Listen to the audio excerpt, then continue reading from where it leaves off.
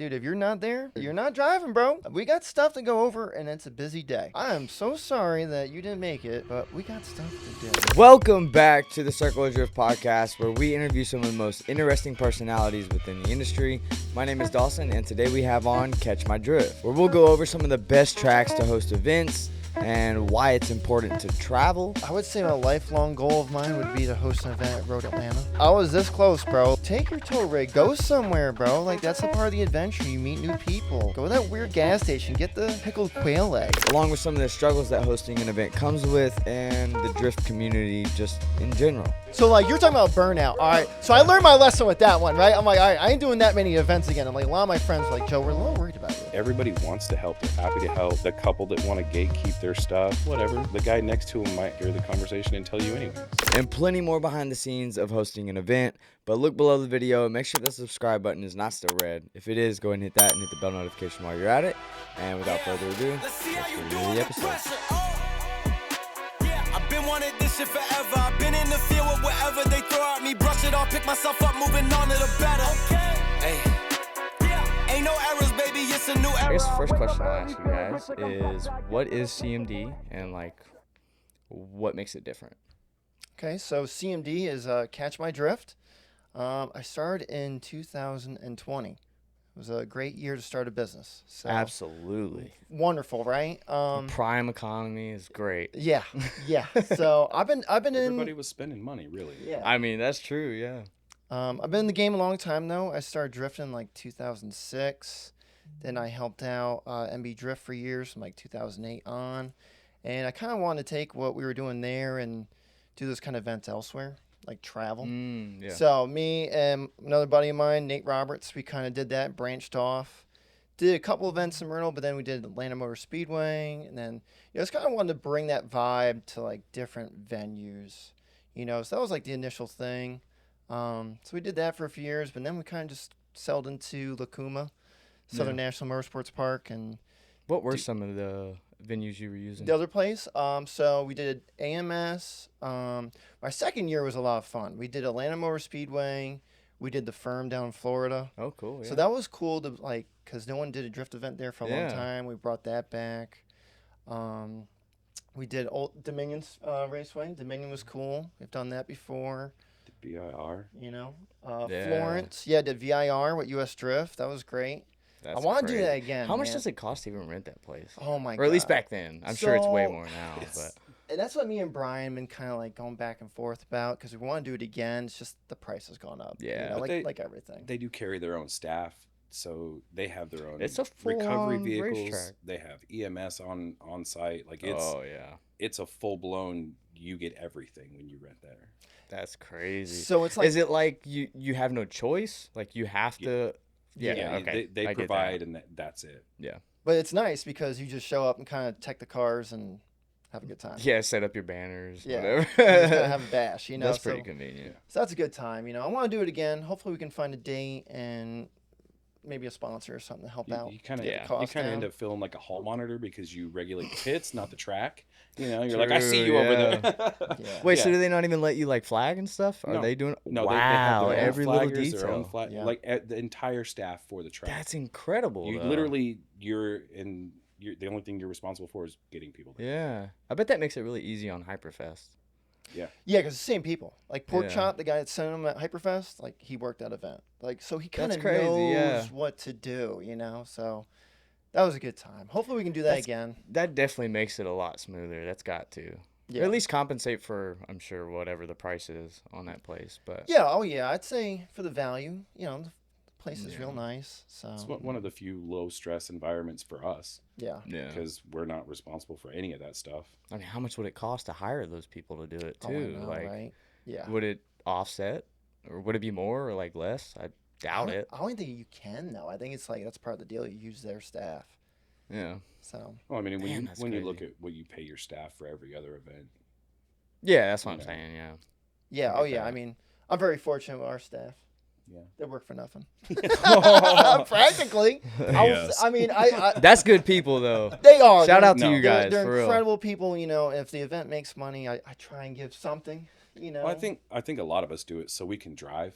Yeah. You know, Oh, because we absolutely. all drive together. We're all homies outside of drifting, Yeah. and lets us all drive together in a stress-free environment. How do y'all balance that though? Because most event hosts Just are like, you either have to pick one, you know, drive or host. Yeah. I don't know.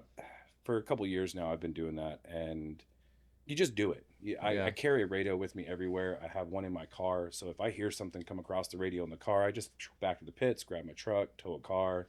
That's true. You know, it's we have really good communication between everybody, and the people that we have are reliable and trustworthy, even if it's something that I don't need to go handle.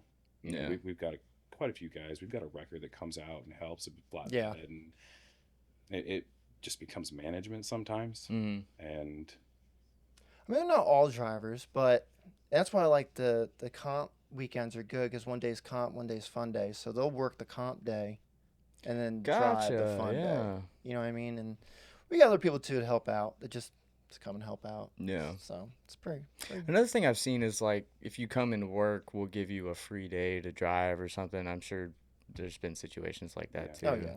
Yeah. I mean, to give a handful of people a day to drive isn't a whole big ordeal. True. 'Cause you got all the other drivers there as well, so your bills end up being paid, and everybody ends up happy. And I mean, in drifting, we all know this is an expensive. Nobody's yeah. doing this on the cheap, so that little bit of expense off of a driver so that they can go have fun makes it worth working sometimes too. Absolutely. How many what's the average driver count you guys usually have? I'd say 40 to 60. Yeah, I think it Easily? really depends on the event. Yeah. That's When good when we though. hold our Yeah. night events, we get a lot more drivers. Yeah. It's a different vibe. Oh yeah. You know, comps they vary. Like last year we had a wait list for comps. The first round, I think we had 50 drivers signed up shit. to compete in a 32 round or a 32 driver competition. Damn. How do you deal with that? Like having too many cars? Like how does that work? That's why I always limit the amount of cars, right? Like I always Yeah. cap them. Got to. I mean, their seat time's important. I mean, it's just, hey, first come, first serve, man. You know, that's why I try not to overdo it. It makes it a lot more manageable. It you know, does. like Yeah. I know we can make profit, we can make money, but that's not really that important. I think it provides that FOMO factor that we were kind of talking about Sign beforehand up a or little miss bit. out. Yeah. Yeah. Really, Makes people more eager to want to come to the next one. absolutely. That's good. That's good. As far as like the events though, did you ever kind of expect to be hosting this many events or the scale of events or anything like that? I would say like I don't know. That second year was pretty big for me. I mean, that was my idea. I wanted to do bigger events. Yeah. And you find out how stressful it is and how much work it is. You know, so I kind of dialed it back, you know, and then the economy, obviously, Yeah. up and down, that kind of changed things. And, you know, when I got hooked up with the Southern National, I mean, I just liked that track. It was easy to manage. Mm-hmm. You know, they work with me real well. So I kind of just stuck with that. But I haven't missed, and I want to go somewhere else. You Yeah. know? I know it's a lot of work, but Where would you go? Honestly, I missed our touring year. yeah. When we went to different track for every event. That was a great time. I think it's good for like an event host to do that. Yeah. In theory, like it makes things more exciting because Well, I you mean, look you- at Final you think Bout, about for it. example. Yeah. You think about it. You go to your job every day. You're staring at the same equipment, same Right. screen, same whatever every day. It becomes a little monotonous. When you have that variety, it kind of opens it up. You're excited for the next track. Mm-hmm. I've never driven this track before. Let's go drive this track. Yeah. There's just so many tracks so that are already being used by other organizations. And like you don't want to step on anyone's toes, you know, like I get that. that's their place, right? But I'll tell you, Dominion, people are sleeping on Dominion, bro. Like that road course at It's Dominion, really good. I thought it was great. What would you say makes it stand out, I guess? I mean, The surface really good. yeah. The staff and facility was really good. Mhm. You get the road course vibe, you know, Mhm. because it is a road course, but it is such a versatile track compared to I don't know, other like even VIR. Yeah. All road courses. Like are as far always as gonna running be different layouts and stuff. Is that what you mean? There's Yeah. like really one section that we felt comfortable using. Like remember the entry was by the wall. Well, And I told him, I was like, Ethan, I'm a little sketched out here, bro. I'm like, I went for a ride. And I was like, man, I don't know about this. I'm like, let's move it down, and it worked. You got a little bit more runoff. Well, see, and that's what I was excited about there because I did some road racing and stuff previously, and I had driven that track for grip racing, and that walled section was what I was most excited about coming through. But I Mm. mean, it's literally both sides, K rails. You can run 3 wide on that track, but when you're sideways, it's a different ballgame. Yeah. And that put a level of fear in people, I think. Yeah. But it's also part of the excitement. You know, Yeah. like, am I going to make it through this wall? That's And fair. it comes off That a pretty sucks good that you have to straight. choose between that stuff too, because like that is the more exciting layout, I'm sure, but it'll also scare away your drivers to where you don't get enough drivers maybe, Yeah. and like, do you find yourself? Well, not probably not now, but like back when you were doing multiple different tracks and stuff, was that always a problem? Yeah, you show up. I mean, you have to be worried about that kind of stuff. You know, I mean, it could be unsafe. I mean, yeah, I know it's exciting, but you don't want people to wreck. You know what I mean? That's what I don't Yeah. want. You gotta be safe. I mean, we did a comp that day too, so it might be a little different if we hosted like a bash day, because True. then Yeah. it's like it's up to your discretion if you But want we to hit did- that Yeah, section you're or not. signing up Yeah. for it, So so like, if you want to do that, do it. If not, We Drive did through. the practice part on the full section though. The comp was not in that walled section. yeah. That's what I'm saying. Like, so that's why we took it away. Like, I was worried someone was gonna just wreck wad real their bad. shit. Yeah. But that place would be great, man, because they also have an oval track with a paved infield. Like, it'd be a sick Ah. event to do both. Have road Is course. it like and- banked? Yeah. Yeah, it's oval's banked, banked? but I don't think you can get into the infield very well. But it's still big and wide open, so you could really hold like a parking lot, slower speed kind of deal, Yeah. and the road course. Like, That's cool. I don't know. I wish someone would do it. Maybe we should do it. That place was cool, for It sure. was. Yeah. I enjoyed it. It's a real nice facility too, newer Yeah. facility. Yeah. So Hell Okay. yeah. right off of 95, so it's easy I bet access it's to everywhere. gorgeous, man. Yeah, trees, some hills, you know, Sick. Hotel ran site that was real nice. literally Yeah. right across Yep. the street. So that'd be a Man, good nice. one. Where would you go if you were to like start branching out a little bit more? Obviously not the tracks you already have done. Like what something new that you really would be interested in? What? Yo, dude. When's your first event?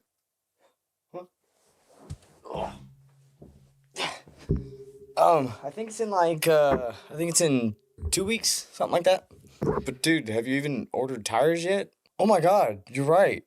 Dude, thanks for that reminder. I gotta do that. Yeah, no problem, man. Have you tried the Zeknovas yet? I mean, I've been tossing around the idea of doing that, but I think realistically, I'm just gonna buy some cheap Walmart tires like I usually do. No, okay. No, we're not doing that. You've had plenty of seat time by now. You need proper tires. But what do you mean proper tires? Well, what I mean by proper tires is like better grip, more consistency, longer life, and as weird as it sounds, even smells better. But bro, they're so much more expensive. No. Just use the Circle of Drift code. It's like 20% off. Yo, wait, really? But what do I do for the next event? Well, then just use it again. I mean, you can literally use it all season if you want. Well, shit, you ain't gonna tell me twice. I'm gonna do that. Same goes for you, too. If you're looking to get your tires before the first event, maybe it's coming up quick, drop down below to the link to Zeknova Tires and use the code Circle of Drift to get 20% off. Well, I would say my lifelong goal of mine would be to host an event at Road Atlanta. Oh, yeah. Man, I Shoot, buddy. I was this close, bro. Like, I had a conversation going with that track director there, and I don't know what happened. I'm like, man, give me, how much is down payment? Like, I had someone willing to do the down payment. I'm like, you tell me what it is, we'll do it. And he just ghosted me. Like, stop returning my emails. I'm like, yo, like, I'm so ready to do this. When was that? That must have been like 2021, maybe 22. So, I mean, try it. I'll try again. I mean, they're bringing Grid Life in with FD. I know. They got to be a Are they- little bit more open to it. Are they maybe? letting drift there with Grid Life though? Full course? Yeah. Yeah. Oh yeah. But 'Cause I know approved. They had cut that out previously and then just stopped doing Grid Life there, didn't they? Yeah. Yeah. There was some wild stuff that happened at Grid Life in Atlanta. I think is what I heard. Yeah. But hopefully that works. That would be a crazy track. Would you run the downhill? Absolutely. Yeah. Would you do like just full course? I mean, I like the way Grid Life did it. I think the flow was good. To go back up the hill is gonna kill. the season. Oh yeah. You know what I mean? So you kind of have to do that layout. But the S's there were awesome. You know, I got to drive it like 3 times. That's phenomenal. You know, I'll love to go back there. Yeah. Is there any like smaller scale tracks that you think? Because like, you know, Driven Luck, that's a new track. So Mhm. and it's very, you know, JDM inspired and stuff. And I know a lot of guys. You know, me personally, I would love a really good track to do solid backies at and stuff. Yeah. Which I know the track you guys use now, didn't Todd do like that one Yeah, we do have really insane one? Yeah, we do have one layout with a really big run up with a big flick entry. Yeah. If we changed it up a little bit, would allow for some really good backies, but the way we set it up so that everybody can drive together it is not. But yes, it does allow for that. Yeah. I know it's not very like comp oriented and stuff, but well, we used it for comp, not backies, obviously. But yeah, we did, yeah. Like I said, if we changed that layout a little bit, it would make a good backie. And we used that one for one of our night events, didn't we? Yeah, that's how we practiced with the night event, and then we did it for the sick. comp. But Driven Luck looks awesome. Like, I want to go. I really do. Looks like a good time. I mean, it's driver Entry's made. got a wall now. Yeah, I know. It looks awesome, man. And I've heard the people are amazing. Oh right? yeah, Like they're the great staff, dudes. the owners, like. So you gotta support that kind of stuff, you know. Absolutely. So that'd be a good one. How far is that place from you? Me, I think I looked it up. It was like almost 9-10 hours. No Like, way. Yeah, it's a haul. Wow, But I would that's a go. lot further than I thought. Yeah, there are a lot of tracks within 9-10 hour radius, Yeah, but I mean it's kind of a hike. still, yeah, Yeah. Everything's far from Myrtle Beach, man. Like everything. yeah. Just is how it is where we are. Well, where I am. I mean, But whatever, you gotta drive, dude. I tell people all the time, Absolutely. like, take your tow rig, go somewhere, bro. Like, that's a part of the adventure. You meet new people. Go to that weird diner. Go to that weird gas station. Get the pickled quail eggs. Like, the pickled you know quail what I eggs, mean? It's remember. stuff like that, bro. What Like, in the hell? travel the country, man. Like, I totally agree. don't I go totally if agree. you go to these events. Don't go to McDonald's. Like, find that unique, bar or restaurant. If you have to, I totally understand. yeah, You know, but we're balling on a budget sometimes. like, just try to make the best of it. I recommend people to travel. Yeah. Meet people. Oh Have fun. yeah. What would you consider is probably a little too far? Mm. Anything more than a day, if I can't make Yeah. it there Okay, in a that's day, pretty That's pretty considerable. yeah. Yeah. If it takes me more than a day to get there, that's generally just out of reality for me. good. Like That's NOLA was pretty far, and I was signed up for that. They were doing an event with Losi with Lone Star, right? yeah. They were doing that end of year bash, and it got canceled last minute, and we were so upset about that. Like, I was willing to drive there though. I mean, Yeah. I've done West Palm Beach, Florida. I did PBIR. Oh, yeah?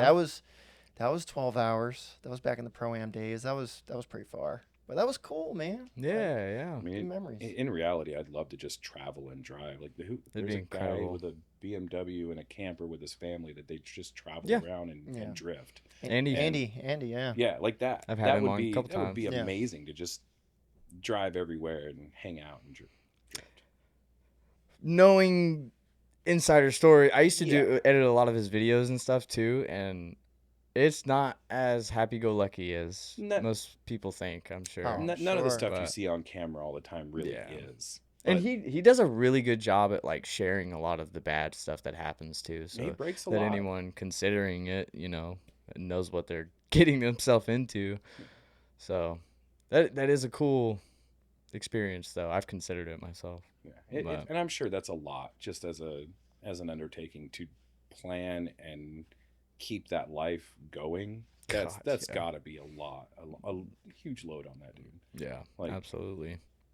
What happens when you do break? What happens if there's nobody around that can help me? Like, you don't have a shop, you don't have a go-to. You're literally out everywhere. Yeah. Luckily, yeah. he does kind of have a home base in Atlanta. He's got a little shop that he Well, and has to source from what stuff I've seen, and he does have people that reach out and help him and Oh, offer, yeah. and that's great. he's But heavily connected now, that's for sure. Yeah. none of it's guaranteed. Right, It's a risk, and he's Very. doing it. Absolutely.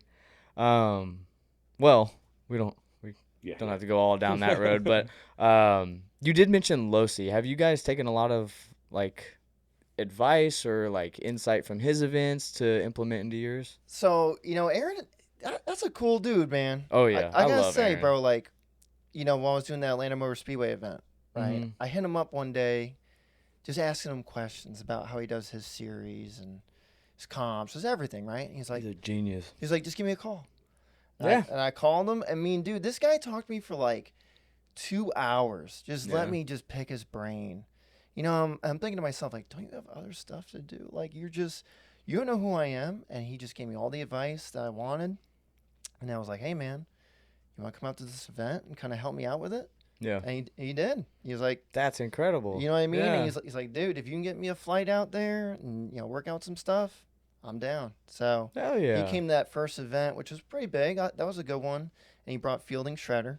Nice. We held a little event in the road course. And, yeah, it was just great to kind of co-host that event with him, kind of see how he does things he observes, So I learned a lot from him. What were some of the questions you asked him? Just like, just how he did the comp layout. I mean, like what he would do for layout. Like we rode through the track, and he was just looking for any like safety concerns that he saw that I didn't, which He's he really did. good at that, He's very experienced. You know what I mean? And then like even the way we conducted the drivers meeting or questions. Yeah. He was just he was real prompt, like professional. No sugarcoating. Like he spoke his mind. I liked it because like I want to please everyone, but you gotta kind of be stern too. And I got that from him. Absolutely. You know what I mean? Like he's got to run a good show. It's like Edgar too from Drift Indy. We were talking about a minute ago. Just being stern, it helps. Keeps the drivers in line and stuff. Like I want everyone to have a good time, but absolutely, you gotta kind of follow my guidelines so we're safe and have a good time. That's where I come in. I'm the enforcer. Yeah. But I've been getting more strict, though. He is. Yeah. I've been getting more strict, especially my driver's meeting. Like, we do roll call in the driver's meeting. Mm-hmm. Dude, if you're not there, I've heard. you're not driving, bro. Yeah. We got stuff to go over, and it's a busy day, right? I don't got time. I am so sorry that you didn't make it, but we got stuff to do. Why would you say the driver's meeting is that important, though, other than, like, obviously just going over the main details? I mean, for the comp day, because there's a lot of money on the line, and if you don't know X, Y, and Z, and you mess up, and then it kind of hinders the experience from everyone else, like, like maybe you wrecked into a car because you were trying to go for a clip that wasn't there that we talked about, or a dip, or what judges want to see, right? Like, it's just real important to be at the driver's meeting. We got stuff to go over. The judges are really busy. The day goes by fast. So, do you think if a driver doesn't show up to a meeting, it's almost like you as an event host are hindering, like putting that driver at a lower, not level, but like preparation? Like it's not going to allow them to even be prepared. So what's the point? Type deal. Yeah, I think that's kind of what I think it's unfair for the other drivers as well because everybody's here. We're here. You're here. If you can't be bothered to show up, you're hindering our time for everybody else. And we try to run a real smooth event and keep it rolling. And if we start with delays, that doesn't really look good. Just sets the tone. Yeah. I mean, we are pretty strict about our schedule. Like we're pretty good about starting on time, like when we're gonna do things to the best we can. But like, and I'm human too. Like if you message me, everyone has my number, right? Like I send out a driver packet email, my phone number's everywhere. Send me a message, bro, like my trailer tire blew out or I got pulled over, right? Like that happened with a driver. Like I'm human. You still got some leeway. You're not right. We're not assholes here, But yeah, you bring your doctor's note and you get some leeway. Yeah. I mean, but if you overslept or you stopped at Hardee's to get breakfast and the line was too long, like I'm sorry for you, bro. Like you're not drop the trailer and go after driver's meeting. That's it, man. Yeah. Like, we did have one driver last year, and I felt terrible for him. He was sick, right? He was really sick. Like, he was throwing up sick, right? So he didn't make the driver's meeting. And I was like, man, if you're that ill, I probably don't want you driving in a competition, with 32 or 31 other drivers, and you throw up in the middle of your lead run, and then dude wrecks into you. That's got to be a hard pill to swallow as, like, not just the driver, but you guys having to say that. You don't want to take that fun away. Oh, I felt terrible, but he took it very well. And we tried, we tried a speakerphone call with him and everything. It just, he was so sick for some reason that damn, that sucks. We had to make that call, and it sucked for us. It sucked for him. Yeah. But, damn. Yeah, I'd hate to be doing that. I've seen some guys show up sick as a dog, coughing all over the place. And I'm like, you realize you're breathing in tire smoke now too. You're just gonna make this 100 times worse, man. Like, go home. But where were we at before that? I forgot what we were even talking about. I don't know. Last thing we talked about was Losi helping with events, I think.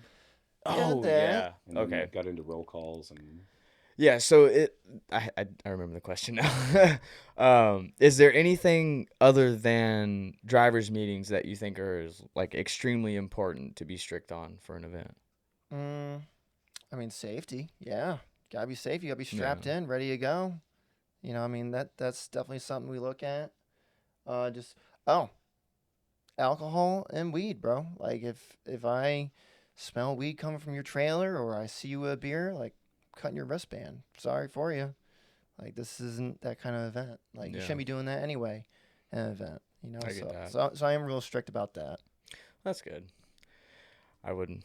We don't have to go down that endeavor, but all right. Well, I do want to ask, I guess, how did you even get started specifically in hosting events? Like, what was obviously you wanted to drive, but Hmm. like, what makes it click to where like, yeah, I want to deal with all this stress?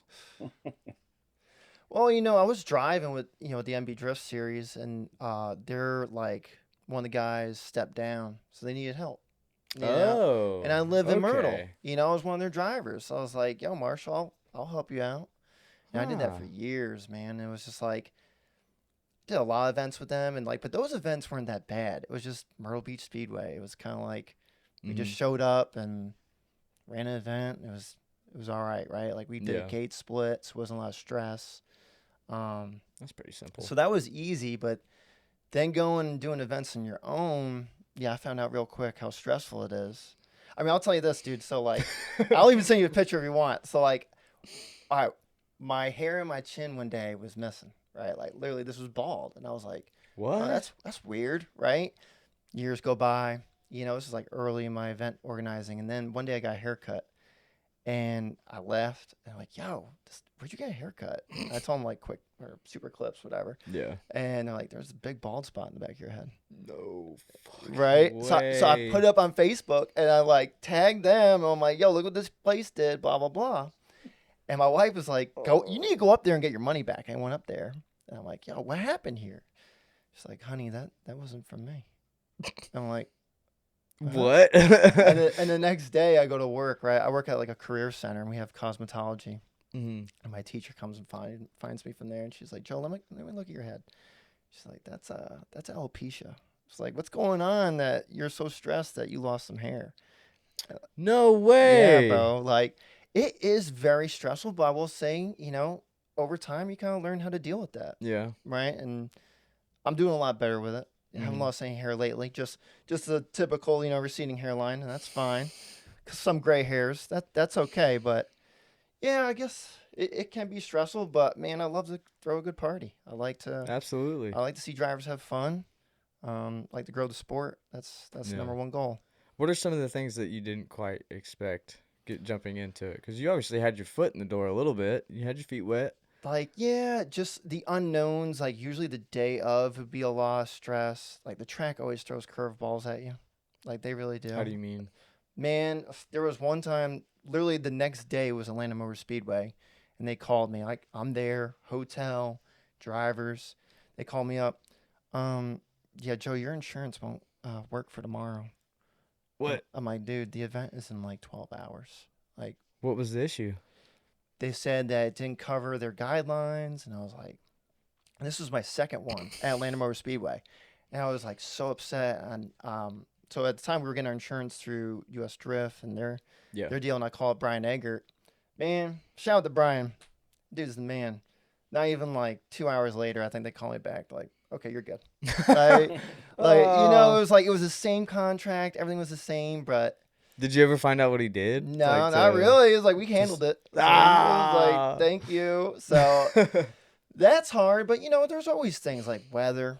It can Yeah, rain. yeah. That's always something. Drivers, you got the bill at the end of the day. You got to make sure you got enough spectators and drivers for that. Like we were talking, like spectators don't normally purchase their tickets ahead of time for a drift event. It's gonna be the day of, so there's a lot of unknowns, but I mean, you just gotta roll with it, right? Yeah. I've learned that over time. Like goes in waves. You might win some, you might lose some, but Yeah. it's all good. Well, speaking of spectators, how have you guys kind of tried to get more spectators into your events? Because that seems like a big issue for most grassroots events and stuff like that. it's hard. Flyers. Shoot, what? I think you gave out like 1,000 flyers last year. I gave out a lot of flyers. Where at? Just so I mean, I know some gas station owners, and I'd leave them at gas stations. I'd leave them at parts stores. Cool. My own personal work advertises for us quite a bit, and anywhere I could possibly leave flyers, I left flyers. I'd leave a stack, and then I'd come back in a week and check. Are they still here? Okay, if they're not, I'm putting out some more. And just anywhere I went, I end up doing a lot of networking for CMD, and I will push CMD on anybody. I'm one of those people, and I do it shamelessly. I will tell everybody about CMD. I love it. Thank you, buddy. I love you, man. Because I won't. And I tell people I don't care. Like, this is what I love. It's very rewarding for me, and I want to share that with everybody. So promoting them anywhere I possibly can is a lot of work, man. It is. It is. It is. I don't think people really comprehend that most of the time. No. I'm sure most of your drivers don't even see that shit or even know that happens. I don't know. I think they do. I get a lot of messages from our drivers, and they want to know how they can help. Is there anything, That's awesome. You get random, hey, what can I do to help? Is there anything? I was like, well, if you want to hand out flyers, you can hand out some flyers. Yeah. Just share our posts, share our stuff. Keep our name in front of everybody, I think, is the biggest thing. I think that's, advertising is keeping your name in front of people. Mm-hmm. And the more we can have our name out there, the more people know, the more people are going to want to come. I mean, I did radio. I tried a radio ad. Yeah. It's like, you look your demographic, right? Our demographic is 16 to 35-year-old men. Yeah. Like that's it. Yeah. How many of those people are listening to the radio? I tried it. Very little. I mean, it was cheap. So how much was that? It was like $200. Really? Yeah, so it wasn't bad. They did a couple of spots in their radio show and some commercials, so it was okay. And we got some spectators for it. I still can't believe they ran that ad on the radio. Right, yeah. Well, it was for the Sofa King Awesome series. Yeah. Sofa King. Awesome. So fucking awesome. That's funny. Right. So they're saying it on the radio. Like, did it actually sound like it on? I'm sure it sounded way better on the radio. They just Sofa King, and you hear it and you know. That's an old school one. If you know, you know. They did a good job on it. I would say it was worth the dude. money. I mean, I tried a billboard before. I did a billboard. Really? Yeah. One of the ones that change. You know what I mean? And that was okay. like $300. But that was just cool. Wow. To have a billboard with, a yeah, Drift absolutely. flyer on it. This So you that get a selfie with. was pretty tight. It's just hard, Southern National, it's in a very rural area. So there's not like a ton of spectators there.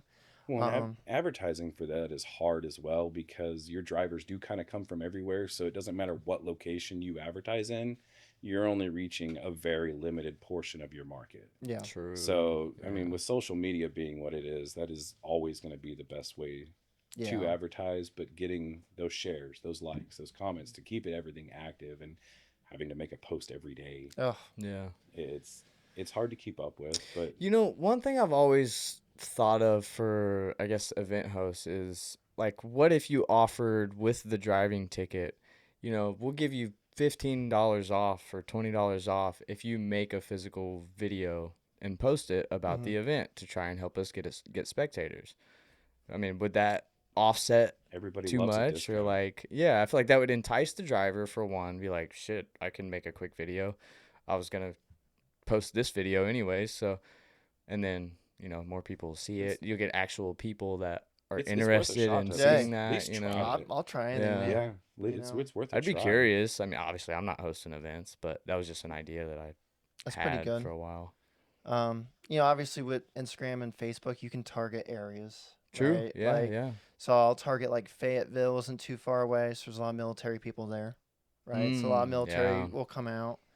And then Raleigh, but Raleigh doesn't even have the strongest car scene, it seems like, so it's just kind of tough. It does, but in a weird niche way. Like, our Cars and Coffees are always directed towards exotics, so we have like Ferrari days and Lamborghini days and stuff, and those kind of guys generally don't want to come out and watch drifting because it has nothing to do with their Lamborghini or Ferrari. Yeah. So I get that. Raleigh has a really weird car scene. It's a little different. There's not a lot of car shows. There's not a lot of car events in Raleigh. It's just very vanilla. There's a lot of car people, but it's different. It's real hard because like you can go somewhere, like let's go to Charlotte, right? There's a ton of people in Charlotte. Yeah. It's one of the biggest cities, right? All right, so let's go to ZMAX Dragway and use that parking lot. I think it's like $20,000 for that parking lot. Holy for cow. for a parking lot, bro, because they know you could potentially get that money back with a spectator, right? But even then, you still gotta promote and promote and promote, and it's just, I don't know. I don't really feel like that place is worth that kind of money. Yeah. You know, I'd rather take a party to a track For the like a road course. that money, For yeah. that Oh, money, I'm absolutely. going to a road course. So Yeah. Well, have you guys, is social media not, I know you guys have been posting a lot more about events and stuff. Has that tended to help a little bit, or?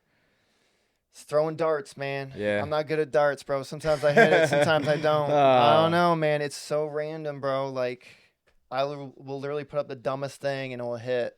And then I'll put up another video I spent time and money or paid someone to make. And it's like, oh, I got 30 likes. Cool. God, it's so hard. Like, I don't know. Social media just is that, though. It's such a toss in the dark. You know? So. Well, I'm a little old school. Social media never really was that important to me. So advertising on social media just seems still kind of weird. I know that we should, but it just, the world just revolves around it now. I guess I just don't care as much as other people do about Yeah. social media. And it's like, what one you gonna share on, right? Like, all right, Facebook is for old people like me, right? But there's a lot of drivers like us, so you gotta promote there. Instagram, a little younger. I mean, then you get in like TikTok, and TikTok is just children. Yeah, but man, they'll come up with their parents and buy some spectator tickets. Oh, yeah. But it's like, I feel like that's even harder to get on there and get to the right audience. You know what I mean? TikTok is very broad. Yeah. So, like, you're not just tackling the U.S. for one. I mean, every platform, you're not just tackling the U.S., but TikTok, it spreads. Like, you're getting a lot more outside of the U.S. audience than you really think. So, it's harder, definitely on TikTok. Even Snapchat. Like, a lot of young people use Snapchat, but I don't know. I haven't touched it. No, I mean, years, but like, bro, I don't know. Like a lot of young people though, they do use it. It's like, how do you make a video and even get out there like on that thing, man? Yeah. I don't know. Yeah. I'm sending quick snaps to my buds. That's about it. Yeah. Oh, it's just a lot of work into it. You know, I should probably spend more time doing it. But it's like you got a bunch of other things. You know what I mean? Like, yeah, it's hard to balance. Like what? So okay, let me ask you this then: how do you balance all of this stuff? Like, how do you prioritize certain things over the other? He doesn't. You have to make him let you help. Yeah. It's not what can I do? How can I help? You have to be like, Joe, stop. I'm going to take care of this. Like, I have a hard time with that too. You have to make him let you help. He just has done all of it by himself for so long that I think he's just used to it, and he's not used to letting somebody else or having somebody else want to help as much. Are you not nervous that might like burn you out too quick? I guess if I'm not burned out yet, I probably won't be.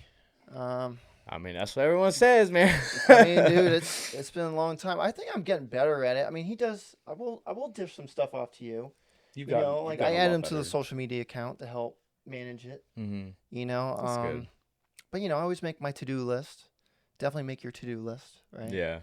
It's a lot though. Like, that's the thing. People don't realize all the other stuff you gotta do for the event before it happens. You know what I mean? It's like every day I got something, right? And it's like I wake up in the morning and there's always messages to answer, right? And you gotta do it. You gotta do it, man. You can't leave people on red, bro. Yeah. Like, I really try not to do that. Even like sometimes they just ask you a question that they could easily answer themselves. They get on the website or your social media. That's fine. Like, I want to have that conversation with you. It is what it is, man. But I mean, you just gotta divide it up the best you can. You know, my wife's real supportive. After we put the kids down at night, I'll have to do some CMD work, you know, or she'll go to church on Sunday and I'll stay home and work on that stuff. So but yeah, it's a big balancing act for sure. It's cool you're sharing this too, so that people can really understand the behind the scenes of it. I feel like that's important. Most people will just, you know, look over all that and be like, it's just an event, whatever. So it's a lot that goes into it, though. It really is a lot. I mean, you've got to you got to set up a facility. You've got to figure layouts if you don't have a road course, which not every road course is available for drifting. So you've got to do True. layouts. You've got to have crew to work that event. You've got to have everything lined up for that event, and it can be a lot. Yeah. How do you dictate what the layout's going to be if you're just working with a skid pad? Dude, I know. That's been a challenge. We actually have people will submit layouts. They'll just send us Oh, layouts cool. like, oh, we want to try this layout, or we've Send got them a screenshot we- of we've it. got- Start drawing, boys. We did that, but I want to give a shout out to Nick Flaherty. Yeah. He did an amazing job at that because I was racking my brain like for round 4. He I'm like, he what am I sat going to down. do? And he was like, do this. I'm like, thanks, he dude. sat down one day and made like 15 yeah. different layouts. No way. Like, Yeah. many, and with zones and very professional. Mm-hmm. Like What a took guy. his time Oh, and he's great, man. yeah, and we just kind of picked which ones we thought were going to work best Yeah. for our facility with the drivers that we have, and went with what we had. You know, Sick. he works all of our events. Yeah, he like, dude, does. You just start handing that off to him now. If you ever got to get a layout made, just, Bro, here you go, buddy. That's your job. Kind of. I mean, he'll do whatever too, man. He works all day, like bell to bell. I mean, he's a drifter too. He's got a chaser. It's pretty sweet. Sick, You know? dude. Yeah, So, the JZX overlords. Hey. He'll love that, He's man. got a buddy Casper that also has one. and Yeah. they The both people come and love drive you because you together. said it correctly, too. Nah, man. That's hilarious. Yeah, the layouts. I gotta say, I like the layouts that we did. We're gonna stick with it again this year. You know, I mean, but they flow pretty well. Good. You know, we had to make a couple tweaks. You know, you basically like the judges will kind of drive them too. Like, let's move this clip. That's Let's move good. the zone, right? Because all my judges are drivers. You know, I was a judge last year, so but now we got that data. Like we know exactly where to put stuff. Well, I think last year was a little different because we had never focused on one facility for every round. Right. The year prior, we did a different facility for every round, so it's hard to make a one size fits all for every facility, and we struggled a little bit. But That was so hard. Like, dude, you just show up at this facility and like, here you go, make the layout, put everything where you need to be. And let's just go. Comp starts in about 4 hours. That was crazy. it got a little hectic for a while. Yeah. there. That year was nuts. I think Just we did too much. 14 events. I think that year. Yeah, 14 Wow. or 15 Yeah. events, and half of them were traveling. Half of them Like were pretty evenly spaced apart, or they're they pretty were- clumped up? It was like every 2 weeks we were doing it. Oh, It So was like rough. you're talking about burnout, Bro. All right, so I learned my lesson with that one, right? I'm like, all right, I ain't doing that many events again. I'm like, a lot of my friends are like, Joe, we're a little worried about you. Like, Yeah. you should I'm not- sure. You need yeah. to dial it back a little, bud. And I'm like, yeah, you're like right. I worked that year, and I still went through 56 tires. We did so many events, and I try to drive. If I'm gonna go that far, crazy. I take my car, and Yeah. I drove so much that year that I didn't want to drive anymore. And then we started again the next year, and I was Yeah. like, oh well, here we go. Yeah. But we backed it off. I mean, that year Yeah. though, I drove 6,000 miles for just the events that year. That's incredible. That was it wild, was- bro. How was the reaction from the drivers having to back off? Because I'm sure they don't want to give up that many events, right? I think they expected that from us last year, Yeah. and we kind of threw a wrench for them. Mhm. You know, like when I talk to people about our events, they ask, when are you going to travel again? Yeah. When are you Yeah. going to travel again? And it's like, I don't think you realize how expensive that is to rent a different It's really facility. hard to every fall time. back from. When you set up a relationship with one facility, it makes it a lot easier. And Yeah. It's just gonna make it more efficient. Yeah. You know what I mean? Like we put the live stream in the same spot, you know, the announcers, the tech, everything's just the same. So it just makes it consistent. That was one thing, you know, a couple of drivers did ask me about that. Like, I think you should have the series all at one location. So we tried it. I think it was good, but it would be nice to throw at least like one round or two in somewhere else. Yeah. You know, kind of spiced up a little bit. I almost did this year. I was so close. I even had like a flyer made and everything, but last minute we just didn't make it work out. But next year I'm definitely looking at least one other venue. I was about to say it'd be cool to do like majority of the season, one location, make even out as much of the driver's field as you can, just because it's all on the same track, and then for your banger at the end of the year, go all out with a really nice track or something like that, or just do your fun events at a different track. Yeah, that's true. Do fun events somewhere else. That's good. Yeah, bash. That's not as much stress. Yeah, You know, you're absolutely. Just tech and whatever else. yeah, there's a lot running a comp. Yeah. Yeah. It is. Gosh. What would you say makes an event go bad? I cried round 3. Oh God. That was rough. Everybody, I usually can handle it, but that one was rough. it was a little us, it was a little drivers. Everybody wanted walls, so Yeah. we made cones walls, and then there was some discrepancies, legitimate discrepancies with that. That was the biggest issue, and Joe took that personal. Yeah. Like really personal. I mean, but I just did. I took it personal that I didn't make the drivers happy, right? I didn't please them. That's what it was. I don't want drivers to feel like they got to hold back to tell me something wasn't good, right? Yeah. Like one of the things at the end of my meeting, I always tell everyone, like, listen, if there's something you didn't like, if there's something that sucks, like if I suck, tell me that I suck. Like I'm not going to get upset. I'm not going to yell at you. I need to fix it. It's constructive, yeah. That's it. Like, well, we want people to come to our events. We want you to want to show up. Right. You know. so that was a big one, you know, and they did tell me after that, and we fixed those problems for round 4, and round 4 was probably the best ran comp that we've done yet. Yeah. You know, We did learn a lot last year. So why didn't they like it? So it was just cone barriers then? Well, because we said cones were walls. You hit a cone, it's a 0. Yeah. Okay, zeroed I out a get bunch it. of Like people. if you're in the wall, That you're out makes of bounds. so much more sense. Because essentially, if it was a wall, you'd have been total in your car, and it would have been a 0 because you wouldn't have been able to finish your run. Yeah. And I don't think they expected it to be so literal. And when it was, half the field zeroed, myself included. We all zeroed and had to requalify for that. So many people. Mm-hmm. Were you calling it like even if let's say their tires were in zone but their bumper's hanging over, was that considered a 0? Basically, in because the theory? bumper would hit the cone. Yeah. So how we fixed that was we made the cones now that much further away from the zone, the chalked line. Yeah. Right? So it's like if your rear bumper's now hitting the cone, you're most likely 2 tires off anyway. Like you're so far out that it's a 0 anyway. You went. Does too that deep. not mess up your perception of like where the zone is with the cones being further back? The way we set up the cones, every cone is the exact same distance now from the line. Like I said, there were some discrepancies. Some of them were our fault. You know, we're right. still fresh. We're still learning. But now every cone, exact same distance from the wall, or from the outer line. Hell If you're in that cone, it's the same everywhere on track. Like there is no way you can say that it was in a different spot. And you know, like You ever gonna do like plastic K rails at all? We did that Lanier. I mean, that was all right. They get torn up so fast, and like they're Pretty expensive. they're expensive. Yeah. You know, even my cones, bro. My cones are like $40 a pop. You know, Really? Yeah. I mean, we have decent sized cones because when you're a lot, and that's my thing. People are like, "Why don't you just get rid of the cones and just run chalk?" And I've seen events like that. I've been to events like that. It's kind of hard to see the chalk line, hard, right? yeah. But at least give Especially you a when you're- visual. when you're lost in the smoke, the chalk line is the same color as the smoke as the car in front. You have no idea where you're at. An orange barrier. But we have rubber cones now versus plastic cones. So they last a lot longer. They get destroyed. Oh, yeah, You they get saw my chewed hoodie up. I wore. It says I'd hit that. That kind of was a joke from round 3. That's and awesome. Yeah. But I mean, they get destroyed. Cones nobody cares about your cones. No. And you need a good cone.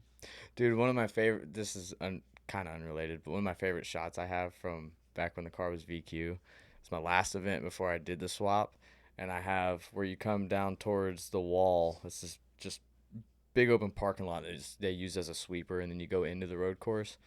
I would come down to the wall, and there was one cone that got moved out. Like somebody hit it, but it like pulled back. It went into the track more. And I ran right over it, and you just see this cone go flying so high up. And this dude just caught it perfectly on camera. I'm like, this is the best shot ever. It was so funny. I hit a barrel last year. Oh, yeah. Oh, that was no. good. A plastic trash can that was empty that we were using. Those things It are was kind of- solid. I got lucky. Shout out KBD. Your bumpers are gangster. KBD bumper took it like a champ. It shot it over the top of the car. About took the drone out. Like drone. Oh, it's crazy. Dude, We got that's been a that. bad day for him. Yeah, that was wild. The drone was making evasive maneuvers he wasn't prepared for. Yeah, that was a good one. That was. Speaking of KBD, though. All right, Irvin. I don't know. I hope you hear this, buddy. Oh, he's probably watching.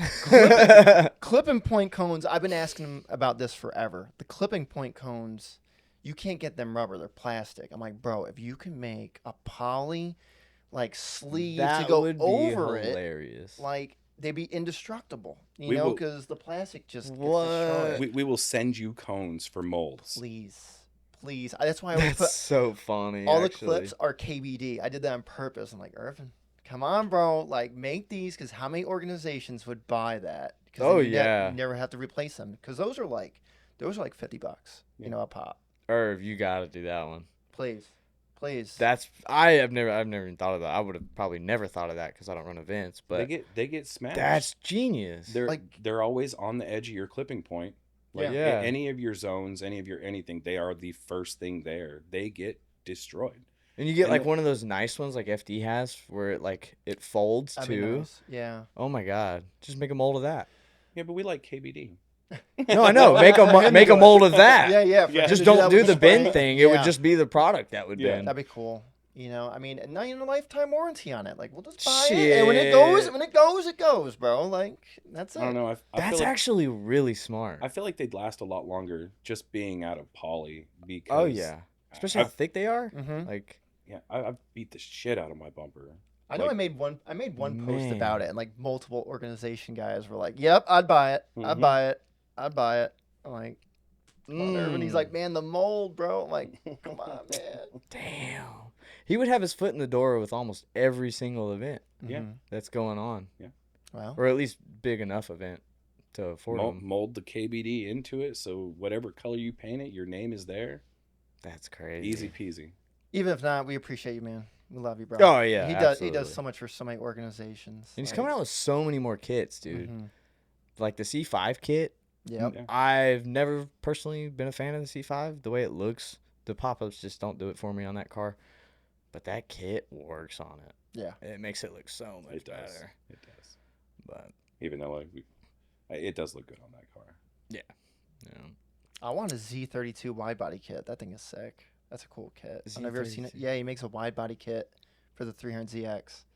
It's pretty Does he cool, man. You have to really? check I that didn't out. know that. Yeah, it's pretty sick. It's an older kit, but it's made to order with him. Ah, Yeah. That makes But sense. it's really neat. I mean, his new S13 kit. I want that. I a wish good he'd looking hurry up kit. with the fucking pillars for the Z.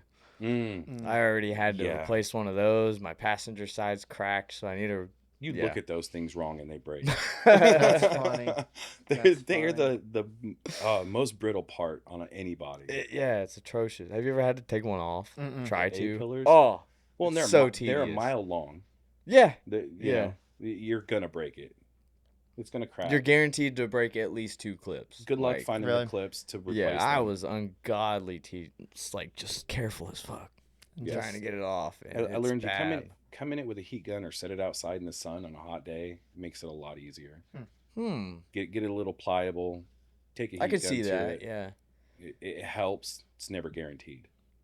Well, I guess how do you? Cause you guys do comp and fun events. Mm-hmm. So how do you prioritize how many fun events you do to how many comp events you can do, or we kinda- so on and so forth? We kind of have a fun event at every comp. Yeah. So Oh, the way- really? The way we set up or structured our comps this year, and we did it last year at the end as well, is we do Friday is practice day for comp drivers. Okay. We'll sell a couple of fun run stuff, but we generally don't let our fun run drivers drive with our comp drivers. If a Smart. fun run driver takes out one of your comp drivers, Yeah.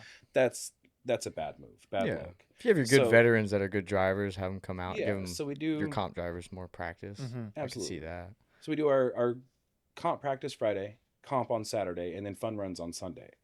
And That's it sick. kind of brings everybody out in one place for 1 week, and it's a lot easier on us because he travels quite a ways to get to the track. It's 4 hours for him to get to the track. Yeah. That way it's not every other week like we were doing. Mhm. Yeah. But it allows everybody to have that event. The fun run drivers can come out and say, "Hey, I drove." Some of the comp drivers will stay and they get to drive with them the next day, and it Yeah. gives them an opportunity to drive with those. Does that save level you of guys drivers. money from having to do like a whole separate weekend for fun stuff? I assume. Yeah, of course, when you do it all together, but really, like, the way it is structured is basically, like, the comp drivers pay for the purse, because we have True, $10,000 yeah. purses, right? And so they're paying for that. My fun run guys and spectators kind of flip the bill for the track for the weekend and staff. It's kind of how it's structured. That's So, good. Yeah, but, I mean, I think it works out pretty well.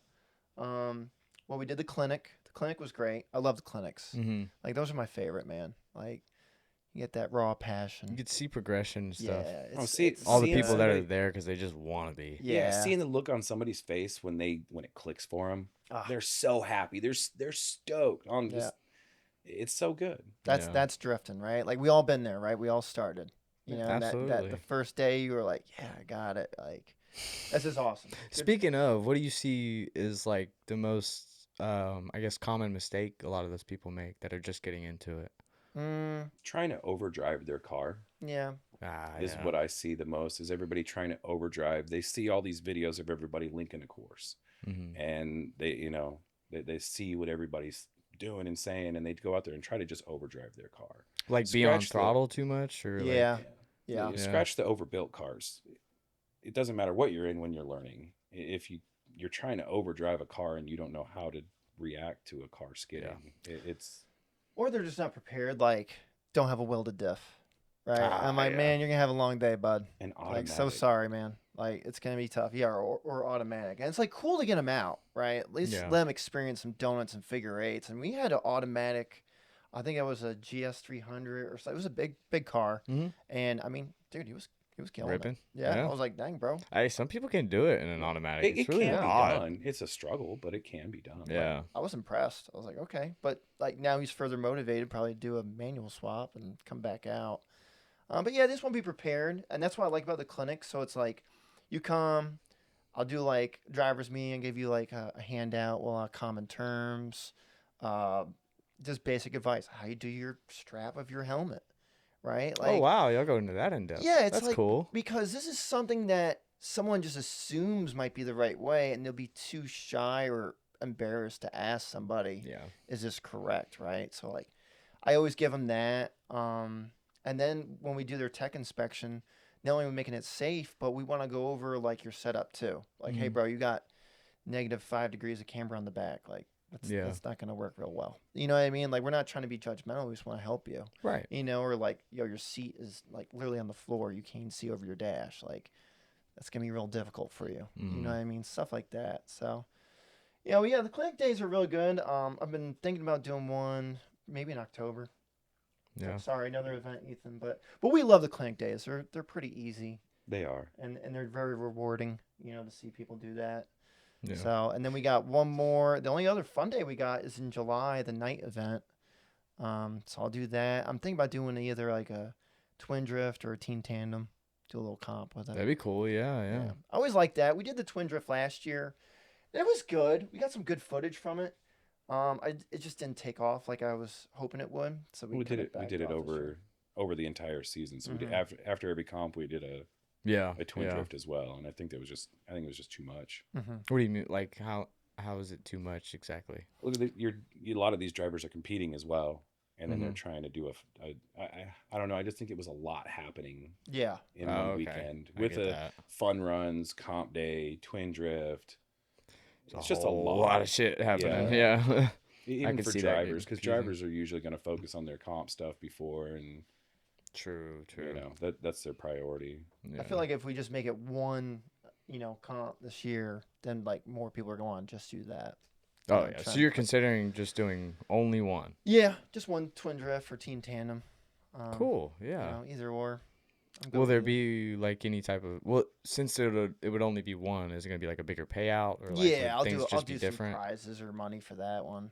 Like last year was basically like you got free entry to the next round, and then like the title sponsor for that round had some credit rolled in. Sick. So it was like a $500 value. You can't forget the belts. Yeah, and the twin drift belts. That was cool. We had like championship belts. Yeah. Really? That's like wrestling belts? Yeah. Oh my god, that's awesome. Yeah, pink and gold. Them. Yeah, that was cool. So sick. Like those were legit. Yeah.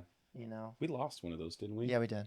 So if you got my twin drift belt, please bring it, because I don't know, bro. Someone took it out of my truck or something. That sucker was like $200. Never came back because it got passed on to the next winner from the next round. Yeah. And just that's hilarious. One of them never showed back up. Yeah. That's a smart trophy though. That's really cool. Yeah, but I mean you can't show that off because we know. Yeah. Not anymore. Fair point. Oh. But maybe I'll make another set for that one. That'd be kind of cool. Yeah. Well, I know you guys did a big $50K payout at one point. So like before we touch on that, do you ever plan to do another big payout like that ever again? Well, that was over the whole like 5 rounds, so it was still Yeah. 10K payouts. So that was the 50K Gotcha, there okay. that year, and then last year we did 40K. With just 10K payouts, 4 rounds, Yeah. and that's what we're doing again this So year. it's still essentially the same concept. You're just not. I Is mean, it marketed that way? I guess. I just mark on the flyers at 10K payouts. Purse. It's all broken down in our rule book. I mean, I know it's not a 20K payout, but I mean, 10K is still but pretty good, I'd say. where else are you seeing a 10K consistently? Right. So, what would it, since for the next one, would you up that, I guess? What? Given it's just one comp. If we did just one comp? Yeah. You could. I feel like that would still be hard to We've make. talked about doing a shootout style, bigger payout of one-time event, but with the comps every year, it's a lot. It's hard enough to get people to sign up, just because the unknowns right now. Everybody's kind of iffy on doing anything, let alone a comp series plus a shootout. Yeah. Yeah. And then where do we do a shootout? Do we want to do it at the same place that we've been doing it, or do we want to go and try to do it somewhere else? Or, True. It's hard. There's more options now, obviously. More and more people are coming out with more high-paying, comps, which is good, man. Hey, drifting is not cheap. Yeah. Right? Like, it'd be nice you can go out and win some money, and go home with it. Like, it's... Do y'all personally even want to do events like that, though? Like, is that big? Just automatically, I feel like just adds way too much stress to it. I like the 10K payouts per round. I think it's enough money that, Good middle ground. Yeah, it's well rounded. I think 10K is enough. I can keep the entry low enough. The reward, the ratio's good. It kind of brings enough for everybody. You don't have to be a high-paid driver. Exactly. To come out and drive. Yeah. And still have a chance at winning a good amount of money. Absolutely. I mean, so like our series pass was $12.50, right? And we pay out top 8, so you can make your money back. There's numerous drivers that made their money back last year. Y'all are paying out the all top 8. Yeah. Wow. Yeah. So first is 5K, second's 3K. That's crazy. Third and fourth get 500, and then 6th, 7th, and 8th get 250. So at least you get something. Dude, that's really cool. I like that. I try, man. Yeah. Like, and that's why some people, I didn't get as many signups this year, and people are like, take away, 5th, 6th, 7th, and 8th, and save yourself some money. But well, a lot of drivers, like, if you spend so long chasing that, and you come just short of it so many years in a row, like, that's gonna burn you the fuck out. But like, that little tiny bit, I feel like puts a lot more inspiration into the drivers and makes them, I won something, so I can feel somewhat good and keep coming back instead of just, I was a debeated tire away from winning $1,000 or something. Well, and then like it sucks. Our end of year prizes. You buy the series pass, you get points, which enter you for prizes at the end of the year. We don't just give them all. We don't just give them all to a first place driver.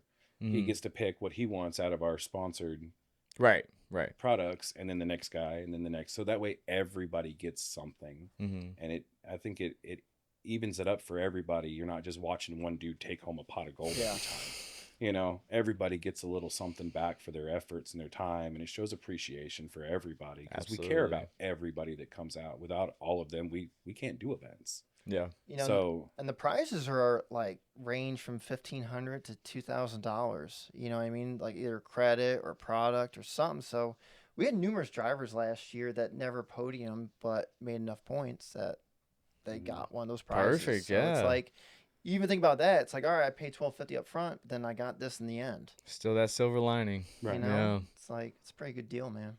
So. Hell yeah. That's some good prizes. I know, like, Scott, for all his events, they do pretty well, because like, you don't even have to win anything. Like, it's just you buy a ticket, you're entered in for a chance to win something. So like, bunch of random cool stuff. I'll go ahead and buy my ticket earlier, just so that because he gives out wheels and tires and everything, doesn't he? Oh, wheels, tires, helmets, steering wheels, of course, all sorts of shit. All the stuff that we want. Who's doing this? Scott from Grip Royal. Yeah. Oh, okay. So when he does an event, so if you sign up for the event, you get in like Yeah, a almost drawing? every one of his events are entered into a giveaway just for showing up and driving, just for buying the driver's ticket. That's really cool. It's not a Yeah. bad idea, really. It incentivizes, for me, I assume other drivers are that way too, but it incentivizes me to just go ahead and buy the ticket instead of waiting until the last minute to see what weather's like or whatever. Huh. You know. That's a good idea. I mean, let's be honest. We're all driving in the rain. We don't care. Well, I hate rain there are events, some, dude. some hate drivers rain that just events. refuse it. Yeah. But It's just not as fun. It's a mess from a working standpoint, but Oh, that was Yeah. our round 1 last year. Never it's rain. so wet. Never rains at the track. At Southern National. what No. is it about rain events that you don't personally like then? It's just Other than slow. it's just okay. I was Slow. gonna say. slow, no, No smoke, no smoke, excitement. yeah. You know, everybody's kind of distancing themselves because they know they got a higher chance of smashing. It's very reserved event, and I think the dry is. Do you think it's still good for you though Yeah. to learn? Yeah. Oh yeah, 100%. absolutely. Driving in the rain exaggerates everything to a point where it makes you focus and be that better driver. Yeah. You know, you can drive in the wet all day and you know what the car is going to do in the rain. There's a little bit of unknown, and you've got to be prepared for it. You've got to be focused. Oh yeah. That's what I like about drifting too, man. Is like, it's just like a different mode.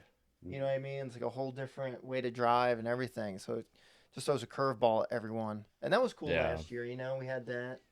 I remember Gray podiumed that event. You know, and he makes like 4 something horsepower, so it's kind of cool to see a car with less horsepower do well because of the rain.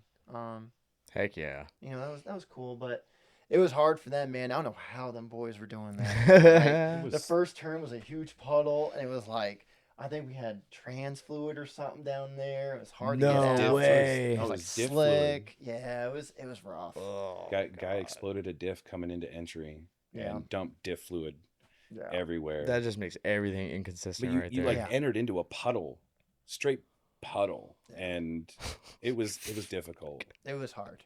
Yeah, but just pray for no rain. But even like snow, you know, I've been thinking like the weather's been crazy. I was like, watch it snow round 1. This is right. And bro, I'll tell you what, if it snows, we still going. Like we are running it. I mean, Absolutely. Like, we're doing it, boys. Y'all done Sorry. ice drifting? Oh, it's crazy. I love You it. have? No, I've seen it, but it's crazy. Oh, I I want to love so it. I bad. actually It looks have. awesome. Really? Not to that level, but I lived in Wyoming for a lot of years, and there was a lot of snow and ice out there, and I spent a lot of time out in the oil field by myself on the snow and ice, drifting a Ford fucking Ranger. But that's how I learned how to drift, was in a Ranger drifting around oil field. That's pretty cool. Yeah. It's like James Dean just drifting in a field. Yeah, no, I didn't Same have the difference, studs right? that they have and everything, and it wasn't, to that level, but Yeah. ice drifting's a good time. It's kind of like wet, Gotta but try without the moisture. It's you just go out and drive on the ice. Mm, It But- looks rowdy, bro. Oh yeah, absolutely. no, I want God, to go man. do that. We don't get cold enough to No. I got invited to, but Really? yeah, do it. multiple times. I just don't have a passport. I was up in Oh, Canada. It's Yeah. easy to Oh, get. it's I Canada. know. We literally just made an appointment Got to, it. to go get a passport. Cool, man. Situation. They figured have out. Yeah. they have these expedited things for like cruises and stuff like that. You can Yeah, sneak but it it's in there. like $1,500. No, Oh, it's not. It what? was like $60. Oh, for wait, what? Yeah, I got mine right before I went on a cruise, and Dude, every expedited passport service that I was looking up, like dude, it I just just- racks up to like I literally went through $1,500. the post office and did everything through the passport site. It wasn't that That's much. where we're going. Yeah. Yeah. Well, Whatever. I'm sure I you'll don't know. work I'll figure it Yeah, out. man. That sounds awesome, though. Yeah. Gone my whole life without it. I think I can go a month or two. you know. do the travels. Oh, I feel you. Yeah. Okay. Well, I guess as far as your drivers and stuff, do a lot of them use Sims? This is off the cusp, but I'd say it's a good mix. I would have to say yes, because as of recently, I built a full immersion sim, and oh, I that is true. actually run into a lot of drivers that have been at our events, or know of our events or driven with our drivers. That's kind of how I met you guys. Mhm. And I mean, there's a lot of people on sims that I don't think you realize are there. A lot of people don't talk about it, they just do it. They've been doing it for long enough that it's not mainstream for them anymore. Yeah. So it doesn't come up as much, and I do think a lot of them do use a sim. because it's a great tool. Oh yeah. Yeah, I've learned You a jump lot. in a lobby and see, like I did the other day, and Jeff Donati's in there just driving cool. away. And it's like, I know you. Yeah. Let's go drive with him. It's really cool. But Sim's just taking over so much, and it's crazy to see how fast drivers are increasing their skill level with it. Jake Little. I mean, Yeah, big, literally. sim driver. What, 17 years old? He came out round 1 swinging. I mean, because our layouts run sim, so he got to practice it, and he did pretty well.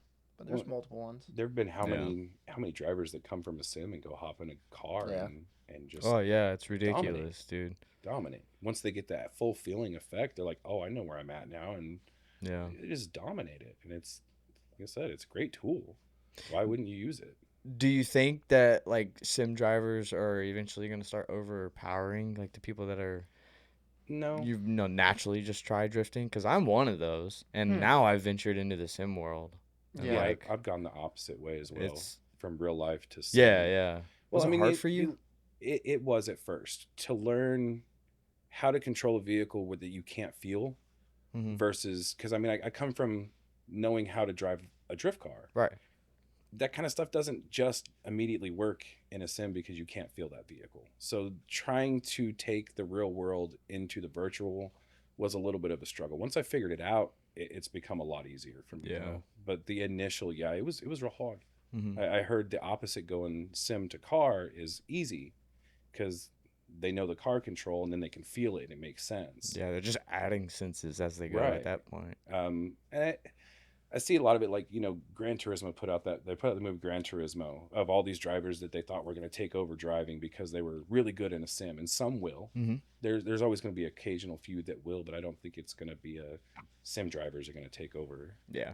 I think they will incorporate and broaden it, but... Do you think sim will eventually become like its own sport? Almost. It already is. I think so. Yeah. Yeah. There are a lot of sim competitions. There are a lot of payouts for multiple motorsports and sim racing that are big money. Video games pay a lot, dude. Well, they have like $100,000 payout circle track races. $100,000 for that's crazy. A sim Play race. a video game. Yeah. Right. That's incredible. And it's like the cost of operation. Yeah. Like, I mean, dude, it could just get to as big as like this Call of Duty stuff. Yeah. I mean, there's $1 million payouts and Video stuff for games that, right? Video games have always been big because you don't have to invest as much to play in a sim. Your initial cost, it can be kind of high, but after that, there's no tires, there's no fuel, there's no travel, there's no entries, there's no, you just hop in and drive. Yeah. And it's kind of hard to beat that. It's very hard. I myself feel it every single day. I'll hop on for 15 minutes and improve a lot. And drive anywhere. So drive a variety of cars. Yeah. What tracks do you usually drive on the sim? Wherever. Like, I have a couple of groups that I drive with, and they're always on something different. I'm always trying to learn some new track, and I struggle with that a lot because I'm still kind of new in sim drifting, and then trying to learn new tracks and new car packs, and everything's a little bit different, and it's just everywhere. Yeah.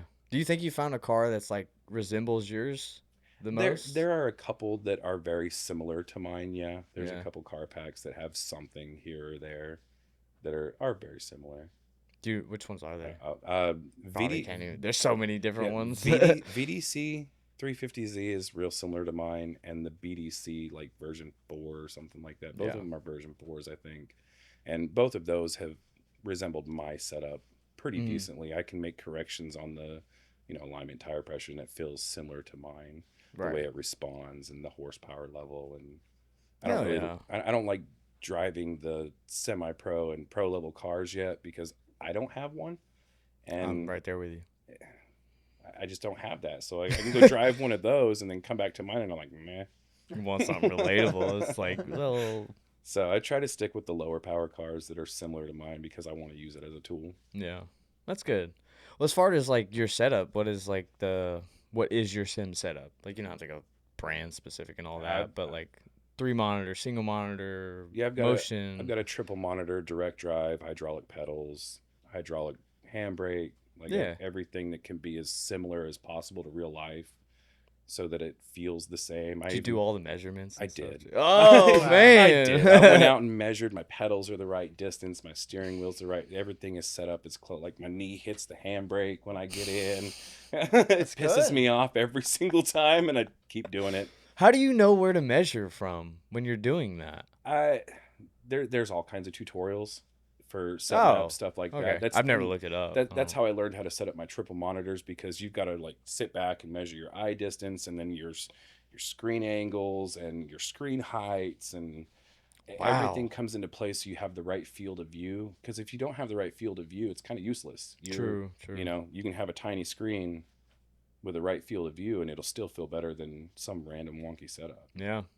So When you were on the single monitor, did you run a really wide POV, or did you like try and keep it more up close on the dash? I didn't even know about that stuff when I was running the single. I had a basic belt drive, and I just wanted to drive at home, and it just was whatever it was. I was driving on a 75-inch screen TV that was way too high. Oh yeah, you said it was your living room. Looking up like this, trying to drive a car.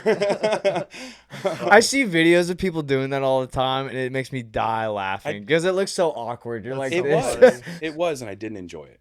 It was fun at first, like for racing, it was good, but drifting, I just didn't enjoy it. Yeah, and I learned a lot later on, but at first, no, and it was my own fault. I feel that. I had all the opportunities available to me, and I didn't use them. So I'd be curious to hear what like everyone else uses for their POV settings and their field of view and all that, because I have mine personally wide, but like David Patterson, when he does his, or he doesn't have one, but he has this one of those places you can go to. It's like a sim arcade essentially. Cool. yeah, up in Atlanta. So he'll go there, and he likes a really close POV where he's like sitting on the dash almost. And I'm like, how do you see anything on a single monitor with not a wide POV? I don't know. I didn't learn that there's a feature that turns the neck as you. Oh, the neck effects? As the car pivots, the guy looks this way. Had no idea. Oh, I'm so so struggling trying to drive, without. looking forward out of a windshield, and I'm like, but this should be over here, and it wasn't. Neck effects is a game changer. Yeah, I didn't learn about that till afterwards. When I didn't need it. Yeah. Did you set it up yourself, or did you just have someone send you myself? I literally printed out a paper protractor and set up your. Oh wow, you did it all by manual. That you need a 60-degree angle is the optimal angle for a 180-degree field of vision. You know, so printed out a protractor off the internet, set it up, and damn, I didn't do all that. When you pitch it sideways, you look left out of your driver's window. You know, you pitch it, look out of the passenger window, and like that was a game changer. Wow. The triple monitors for me that made me want to drive more. Even outside of everything else, yeah, or at least like one of those really wide curved monitors, so I get some more. Some people prefer the ultra wide. Some people prefer VR. I could see the appeal to VR because anywhere you look, you're looking with your own eyesight, and I can get that. From what I read, everything has its own positives and negatives. You kind of just gotta settle on what works best for you. What's your opinion on the VR? Having a VR, I like it more for video games that don't matter. For me, not being able to see everything around me is kind of what loses me for VR. You know, you can't see your wheel, you can't see your handbrake. Muscle memory comes into play for that, but you can't see any of it. So I think for learning, that's not the right way to go. You'd have to learn without it and then incorporate it. But VR, like I said, you can lean over and see out the door of your car. Yeah. There's something to be said about that. You know, you have that full immersion, that full realistic feel. Yeah, it's very incredible what it can do. I personally can't handle it, as I'm sure most people can't. So when I first do you get sick at all? What? Do you get sick at all from it, or is it? When I first started playing in VR, yes, but once you get acclimated to it and you realize you're not going to just fall over. How long did that take you? I don't know. I don't play VR enough, but it took me a few days of playing it consistently in VR to not just get sick. I mean, even take breaks every 10 minutes. Even the triple monitor setup did the same thing. When I went to triples from a single, made me motion sick at first, and I don't get motion sick on boats. See, that I don't hear very often. I didn't even know that was really a thing. Yeah, I didn't expect that at all. You've never heard of anyone else that's dealt with that? I'm not really asked around about it. I think a lot of it is because while everything in your vision is moving, your body's not. So I think it's just more of a mind trick than anything else. Yeah. Yeah, I'm expecting to feel a car move that's not moving. Yeah. And like after so many minutes of gameplay, your brain immerses itself, doesn't even notice the border of the TV. There's stuff behind it. Right. I can see that. Yeah, after I think about a week of driving, taking little breaks and stuff like that, now I hop in and it's just normal. I don't get sick at all anymore. I didn't, or, Yeah. Get the bubble guts. Bubble gut. Very good. What would you say is probably, I guess, like the most important upgrade you could do for a sim then? I don't know. I think it's kind of hard to say because some people are happy with a basic setup. Some people need a bigger setup. I haven't been doing sim long enough to say one way or the other. I mean, I've had a real good sim setup for maybe 3 months. Mm-hmm. Before that, it was a basic setup that I didn't really enjoy driving. Yeah. So I don't think I'm a good opinion on that one. Fair enough. Fair. And how come you haven't done sim?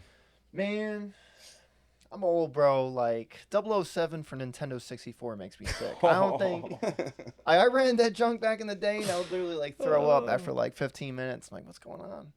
But I mean, yeah, I've never done it until today. Yeah, you just tried it. Thanks to you. It was pretty cool. I'm interested. I'd say it's a good tool for everyone to have. They can do it. It's a lot of fun. You just need the room, and a little bit of money. Well, since you just tried it, as a newbie, what would you say seems to be the most difficult? Oh, man, the input on the wheel seemed... It's a Logitech G29, by the way, just so you have context. All right. So is that not good?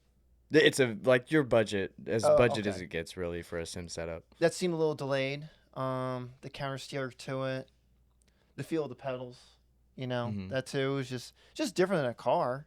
I think it's just going to take some time for me to get used to. Yeah. But definitely a lot of fun. It's better than playing like Gran Turismo Drift with the regular controller, from the outside point of view. Does the Logitech, does that one have force feedback? Yeah. It does. I mean, it's force feedback. It's all motor, and the motor's not very strong, so it's not really much. I'm usually like 3 fingers just wheeling it, and then transition. I'll catch it with 2, car. And then yeah. Just very simple and light. Yeah. I'm excited to like get a real setup and stuff and feel that difference compared to a real car. I've driven some Fanatec's, but they're pretty old setups, so. I think it would really come down to what you're trying to use it for. Do you want to use it as a tool, or are you just trying to play? Well, tool. Right. I hate video games, so, Yeah. Have you done, like, sim competitions? No. See, that's another thing is, like, competition stuff I just don't really care for. I don't know. I just never have. I got most of my competitive edge out in baseball. Okay. Up until my senior year, and I was done. Okay. So, other than that, I just like to go... Just drive, have fun. That's cool. Shoot cool videos. I don't know. It is fun just shredding with the boys whenever, wherever. Yeah. I got one group. We do Tandem Tuesdays, and just every Tuesday they get together and. Oh, like on the sim? Yeah. Oh, that's perfect. Every Tuesday, yeah. Get together and do some doors. Have y'all ever considered doing your own virtual series? That's been brought up to us, especially we run into like COVID or another situation like that, absolutely. Or in the winter, at least doing some in the winter, that'd be kind of fun. Having our That's kind of what Drift Indie did. They just started their own virtual series. Yeah. Well, and having our layouts digitally now would make that a lot easier. True, yeah. I don't know, you have unlimited layouts. Like I like that one you were doing, man. That was awesome. Yeah, the Shadow Valley? Yeah. Yeah. That was cool. Yeah. I was like, that'd be cool to like, 'cause that's not a real track, right? Mm-mm. But you could do Flows a so competition on something like that. It's not even in the real world. So that was kind of neat. Drift Indie was doing like a Japan tour, essentially. So like a bunch of episode tracks and Mayhan and all that. So that's always cool. You go a nostalgic route or something, Yeah, or like tracks like that, right? it's gonna be hard to go to Japan and drive that track. I'm Right. not saying it's not possible, but it's kind of cool you get to experience that. I guess it's good for us too. It gives us ideas for our layouts. You know what I mean? You could provide more for your sponsors and stuff too. More Yeah. avenues to place them in and all that. Like I was impressed that last comp. Zero overhead too. Yeah. Yeah. The last comp they were having, they had like 58 drivers in it. I was like, dude, that's crazy. Yeah. Man. For sim, I'm like, that's nuts. I had no idea it was that big. It's gotta be easier to time too. 'Cause you don't have to like mark out a whole day for one. Yeah. It's like, most people work a 9 to 5. Most people are off on the weekends. Most people are, or if they're not off on the weekend, they have the evening and the weekend available. Right. So like, you could easily time it well enough to get enough people. Oh, yeah. Absolutely. But and most of them start, Friday 8 o'clock. Is what I've seen. That's good. Friday 8 o'clock. You're usually rounded up done by 10, 11 on Friday. Yeah. That's perfect. Cool. Yeah, that's perfect. They give you a week or so to practice on that track. They put it on their server. You run that layout for a while, practice up. Yeah. And come in and run a comp on Friday. And yeah. That'd be sick. Different for sure, Unlimited practice. You can tweak your car. That's kind of cool. Could you imagine doing a comp and like going to one of those arcade sim places where you just have everyone shows up there? Those are the only sims you use. That would be awesome. And it's kinda like cool. everyone's in person, but it's Yeah. not in person. Yeah. That's too. kind of neat. Yeah, Everybody- That would be there. good. That would go nuts. Everybody's there. You can look over at your buddy and give him a finger. Yeah, you can buy your competitor a beer so he gets drunk or whatever, Don't do that. I don't condone. That was a joke. On sim, sure. Yeah. Yeah. Why not, right? That's funny. That's pretty cool. Hell yeah. Well, as far as like your drivers and stuff at your events, the guys that do run sim, what have you seen them progress more in by just starting sim, or have you at all? I don't know that I don't know that it's come up that much. Do you think it's really. affected? I know for me personally, it's helped me a lot in my chase because I'm so worried about getting up on somebody and messing up their car. The last thing I want to do is mess up somebody else's I feel car. that, yeah. My car, I could care less about it. I don't want to ruin it either. But if Couldn't I care break, less. You're right. Couldn't. You're right. Couldn't care less about my car if I break it. I don't want somebody else just totaling my car either. Yeah. But with that, you can bang up somebody's door and it doesn't matter. You hit a reset button and you're back to the pits and you get to try again. So for me, it's helped me in my chase runs a lot. Getting proximity, learning where the pocket is, learning when to transition behind somebody. Mm-hmm. It's been amazing for that. Do you think it's up the barrier to entry as far as skill level is? What do you mean? Because for the way I see it is if all these comp drivers are starting to use sim, they're getting more seat time, they're up in their skill level rapidly, therefore making that whole series, if majority of the drivers are doing it, all the other drivers are going to start leaning into it as well. Then now you have really good drivers going head to head. And now what is the newbie? What can the newbie do? Right. Because he's kind of like pushed to the back. Like maybe his car's not capable enough, or maybe his just simple skill level isn't enough because he didn't have enough money to go buy a sim. Or like, do you think it'll have that effect to where it makes the skill level just too high? I think it could. Eventually, it's expensive. Sims are expensive. Yeah. I sat down and figured out how much I actually have in mine, and it's kind of How much was it? I've got like $6,000 in my sim right now. Damn. Not even joking, Dang. dude. Alrighty. When you include the computer and everything, I didn't cheap on Which any in of it. theory, when you're talking about sims, isn't incredibly expensive. No, it's not. There's some wild Yeah, because setups out there. that's all middle of the road stuff. Nothing is basic. Nothing is. Yeah. I don't have a motion or anything. Like that's just Black Friday deals. Yeah. Saved where I could, and when I totaled it up with computer and everything, I was kind of like, oh wow, Let's not bring this up again. if I'd have put that in my car, where would I be? Oh, for real, But- dude. So I don't think it's got that much effect because it is expensive when you start really getting into it. Yeah. A lot of guys do great on a basic setup and they don't need all that. For me, it really enticed me to use it more as a better setup Yeah. than my basic old one was. So I think it's kind of on a cusp right now where it could turn into that. Mm-hmm. But pricing, I think, is really what's keeping a lot of people from it. It's what kept me from it for so long.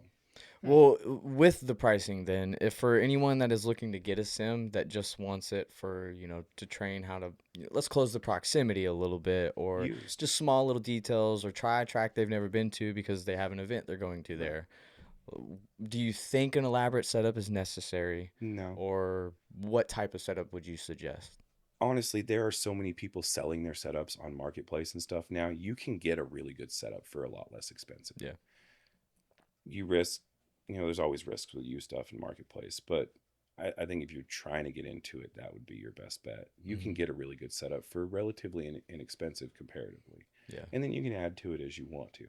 But really, as with anything, Harbor Freight tools still break a bolt loose. You don't have to have the best of the best. Absolutely. If you want to learn it, cheaper is always better. Dabble in it a little bit. If you like it, jump in. Mm-hmm. But nobody jumps into the deep end if they can't swim. Yeah. So if you're interested, find a cheap Marketplace, something that's within your budget that you want to try and learn. Bolt that thing to a desk and go. Yeah. I think it's real good for the young people.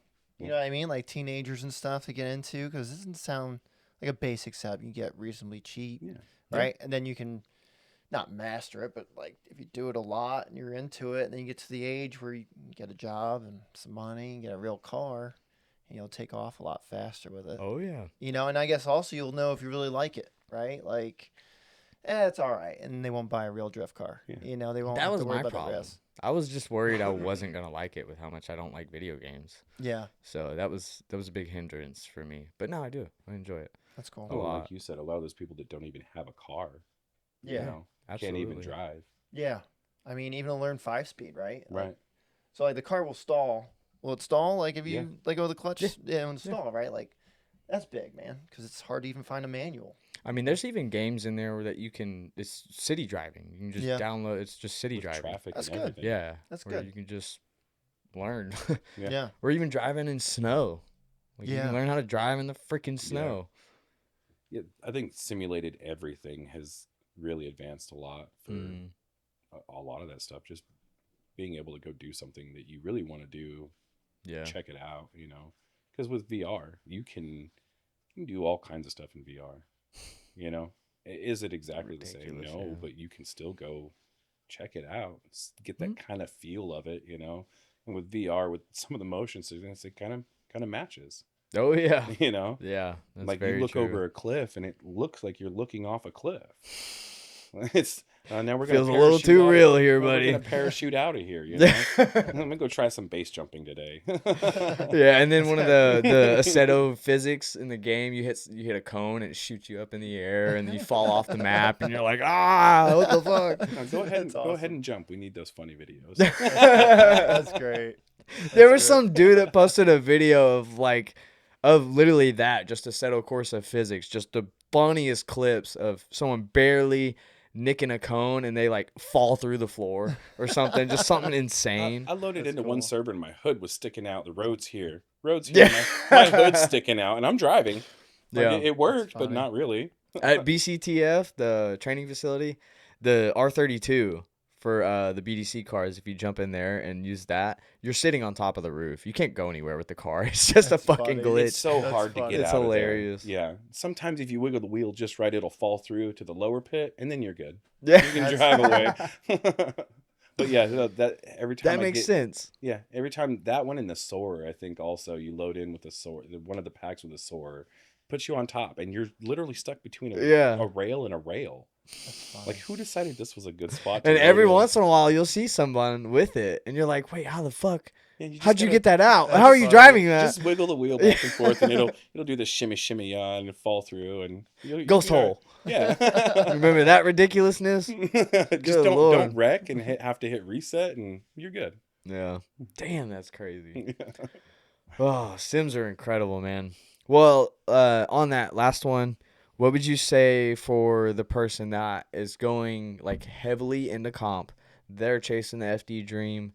Should they buy budget, or should they go ahead and bite the bullet, get something decent that's more? I mean, if you're trying to drive at that level, I think a better setup is going to benefit you a lot more. Mm-hmm.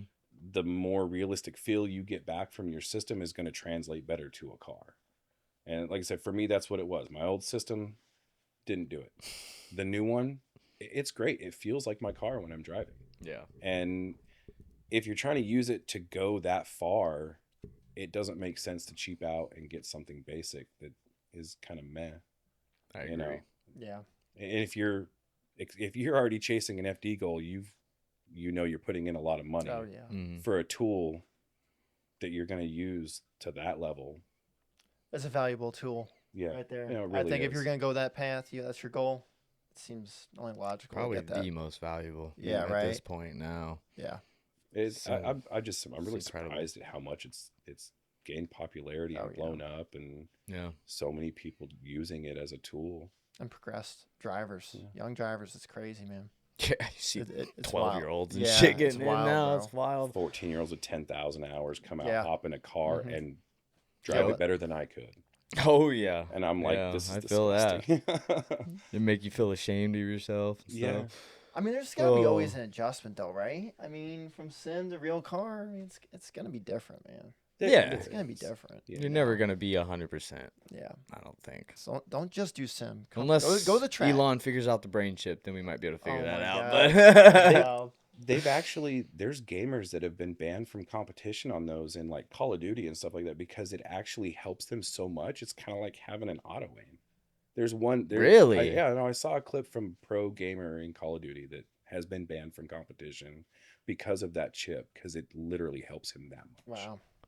what the fuck? Like they're Right? a lot. I didn't even closer know on there that. was that many actual people with the chip yet. Oh, That's crazy. Yeah, That's I was surprised as well. So I looked into it a little Holy bit. And shit. It's legitimate. I gotta look into that. Yeah. There's a lot of people in this world that I would love to just spend an hour inside their brain. I mean, some that people chip, need man. that brain chip. Oh man. All right. Well, with all the, especially drift world changing and all this stuff, sim coming into the question, where do you guys see the future of drifting? On the track. Just Yeah. come to the track. You don't need the sim. No. Is it nice? Absolutely. You don't need it though. Real seat time is king, baby. It is. It really is. You can't learn to drive if you're not driving. Yeah. It's you just know? more than that, man. Like going to the actual event, it's just, I don't know. It's more than just driving, bro. It's the experience, the people. You know what I mean? The environment, all of it. Like, just gotta take it in. The vibes, man. That's It right. is. Get out of the It house, is. bro. You Get out of the can't house. get Go that do in it. a sim.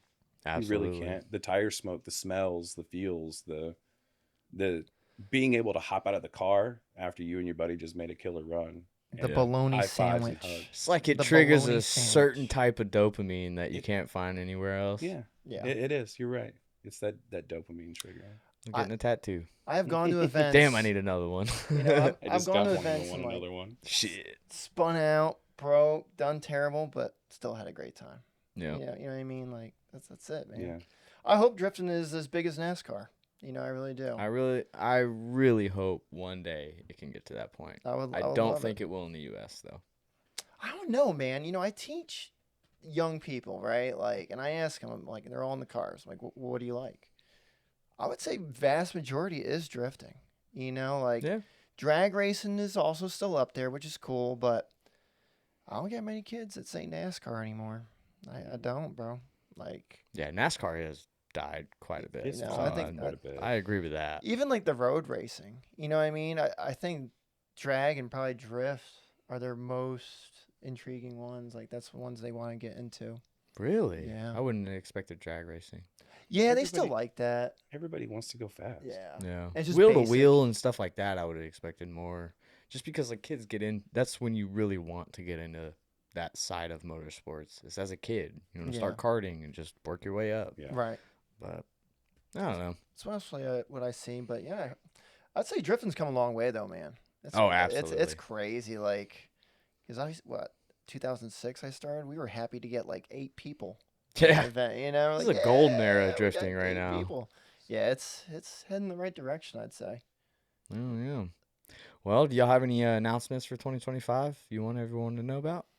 I don't think we're pretty transparent with all of our Yeah. all That's of our good. information, and everything we try to stay consistent and transparent. So Yeah.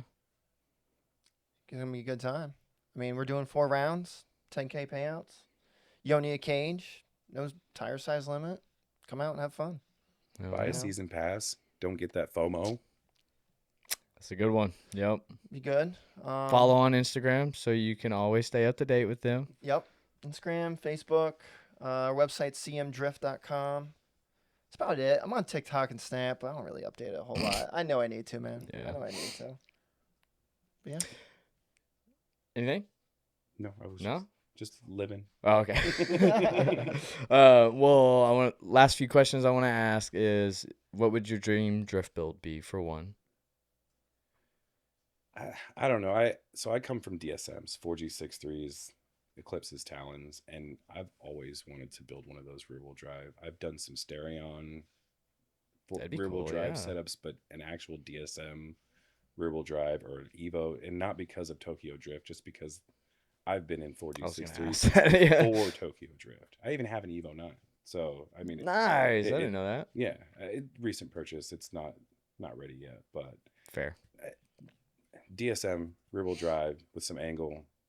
I think That's really cool. I like that. That's what I've always wanted, even before I started drifting or even thought about drifting. It's always been a rear wheel drive DSM for me, and then Wow. incorporating some I angle wouldn't have into expected that. That's really Yeah. cool. Yeah. Hell yeah. That's cool. Mine, I mean, I got it. I just got to put it together. I love my Z32, 300ZX. Was twin turbo, but that VG, I don't know, just don't like that motor. And I still have my SR. My car used to be SR. And I had the VVL head and big turbo, so I'll put that all together. I just think it'd be cool, you know. SR. Is SR God's motor? You know. Oh. Let's go, yeah, man. You know, I love the SR, bro. He said, let's not get ringed on the internet. Yes. No, I love the SR, you know? I mean, That's a make or break you comment. It seems I these know, days. man. If you're not an It SR is. guy, One of then those. nobody's interested in you. like, Yeah. dude, I've blown up like at least 8, maybe 10 of them. I don't know. I've been through a bunch. I love those days, man. It's the only thing is the reliability. Guess you got to build it right, but I'm real harsh on them, too. Yeah. You know, I beat the crap Yeah. out of them, so blew them up a lot. But definitely want to get back At least into you that. admit it. You know? Oh, yeah, yeah. I You mean, don't dude, blame it on a part or anything like that. I hate when people do that. I mean, I tried, man. It It's like- was Mazwork sleeve block. I mean, dry sump, the VVL head. Still had issues. You setup. know, but I'll be back. Oh, Get yeah. going. I'd love to do that. Well, cool. Well, if you could give your best advice to anyone just getting into drifting, what would you say? Again, just go try it. Mm. Really, just go do it. I know this is generally what everybody says. I've seen a lot of people being asked this question, but go do it. Yeah. You know, find a car that you can afford, some cheap stuff, maintenance. Weld your diff if you don't have an LSD and a manual transmission, you can kick a clutch and just go try it. Yeah. You know, like I said, that's the most common answer because that is, I think, the right answer. Beyond that, you don't know if you're going to be able to do it. You don't know if you're going to want to do it. You may not like it at all. You like the idea of something, the realism of something is what's the deciding factor. Yep. Just go do it. Yeah, keep it simple. You know, dude, obviously a Z chassis. I know people do the BMWs. You know, get something that runs, man. One thing I thought about this question, because I've heard that before, like, if you can afford it, replace all your accessories before going.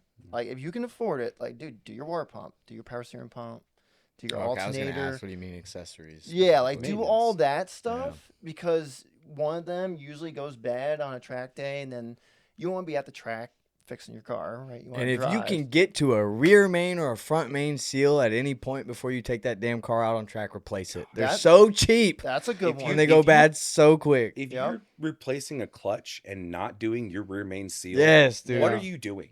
Now, hold on, bro. Have you done the rear main on the VQ? Absolutely. Oh, God. It is a bit of a nightmare. I get Dude. that. Is it a but pain? It's Yes. terrible. Is it worth it? 100%. If You get- want to be the guy lubing up the track for everybody with oil because you didn't do your rear main seal while you were doing your clutch? All right, if you're a newbie, don't do He's it. all right. Though. Let me backpedal here. Don't do it if you're a newbie, though. It's so much work, man. But with the accessory thing, I think that's a good one. And, obviously keep all your old stuff and bring it to the track with you. But I think that's a good one to get into. At least start off with that. Be safe. Watch your wiring. Easy stuff like that. Get a fire extinguisher. Get that $40 fire extinguisher put in your car. They're not even $40. You can get them for like 20. Yeah, 20 at Walmart. Get a fire extinguisher. Buy 3. Keep one in the pit, one in the truck, one in the car. Man. Yeah, absolutely. Other than that, man, go to the track. Dude, talk to people. I will say most drifters, are very nice and welcoming. Oh, yeah. Of course, we want to see it grow, so. I do think most new people are intimidated by people that have been drifting. Yeah. Don't be intimidated by the guys. They love doing it as much as you want to love doing it. Ask the questions. They're happy to ride with you. Mm-hmm. They're happy to let you ride with them. What do you think is intimidating about us? Their look. All right, so you come to one of our events. You've got Jonathan Nairn. Yeah. He's a good driver. He's done a lot of driving. For a new driver to ask somebody like that questions is pretty intimidating. It's just like having that person's kind of up on a pedestal to them. I think so, yeah. Meeting your heroes is kind of a big deal for most people. But even just the average guys, they want to help. Yeah. I've said this a lot. Drifting communities they're a good group of people. Coming from grip racing to drifting was a huge change of reality for what kind of people are doing this. And everybody wants to help. They're happy to help. They're not afraid to share a setup with you. They're not afraid to share tips with you. The couple that want to gatekeep their stuff, whatever. Yeah, whatever, man. Whatever. Yeah. There's more, The guy next to him might hear the conversation and tell you anyways. Yeah. Yeah. I've never gone up to anyone and them not try and help. Right. I think another one is, I know this is controversial, like especially with grassroots people, but paid ride-alongs, right? Like, all right, here's the thing. You go to a track, you're not a drifter yet, right? You're just a young kid or a young person wants to, like, at least go for a ride. A lot of people want to go for a ride with a driver, right? Like, usually you got your buds, your crew, whatever, like, you're giving rides. So a lot of times they won't ask. But that's why I think paid ride-alongs is good, because now I can go up to someone, just give them $20, and they give me a helmet, and they put me in a car, right? Well, not everybody has a helmet. Right, that too. It's a little intimidating. Maybe not just talk to them, but to ask for a ride. And I can understand that from both aspects. Like, I see a lot of drivers complain about it. Like, you're going to do the lap anyways. Yeah. Regardless if somebody's in there. But Joe always brings up that point of there is an intimidation factor of somebody who doesn't know anybody in drifting that wants to try it. And that is a good way. Like, I did a lot of paid ride-alongs at some of the events we did a few years ago. And it's exactly that. These people would have never talked to somebody about it. Yeah. They're in the car now. They're asking you questions. They've got their phone out and they're video and everything. And I think it gives them that comfortable end that they wouldn't normally have. Oh, yeah. And I can see the split between drivers on that as well. Like, some drivers are for it. Some of them are against it. Oh, yeah. It's an expensive sport. If you can get a couple dollars back, are you really going to turn them down? Yeah. But also you're going to do that lap regardless. Yeah. So I see it from both sides, but his point is valid. Like, it gets them, 100%. it gets them through that gate. And that's a unique way of looking at it. I don't think very many event hosts like try and put that into perspective of, bridging the gap for the spectator to learn to drift. Yeah. Rather than just coming to watch. Because, everyone wants to do paid ride-alongs for the most part to get more money, whether it's the event trying to make money or driver trying to just recoup some of his loss. Yeah, because that's essentially all we are doing is losing. It's a bucket with holes. But it's good for the sport, man. It is. You're giving them that experience. Mm-hmm. You're getting them out there. You're giving them an easy way to get that ride along. Might get them hooked. Might be the next drifter. Yeah, absolutely. Might be the next James Dean. You never know. That's it, bro. And he may come back and help you out because you were the guy. And then also ask if they need any help. Help them change tires, like whatever. Yeah. Grab tool. Like, get in there, man. Most of them are really nice. That's one of the things I love so much about it. Even if they're mad, awesome. They're nice. Yeah. They broke their car and they're angry about it. They'll still stop and answer questions. Yeah. That's good. We're weirdos. It's part of it. I think that's why we all get along so well. Probably, yeah. We found our home. Yeah. Yeah, there you go. All right. Well, if you had the opportunity to speak to the entire world, what would your one message be? Oh, man. Sounds kind of cheap. Everybody love everybody. I'm with it. That too. That's what I was going to say. Just be nice, bro. Well, and Be nice. Here's a little reference for that. So apparently there's a bunch of dust from the Texas fires in North Carolina right now. Everybody was talking about it on one of the community pages. And for me, what that did was reinforce that we all live on this cosmic speck of dust together.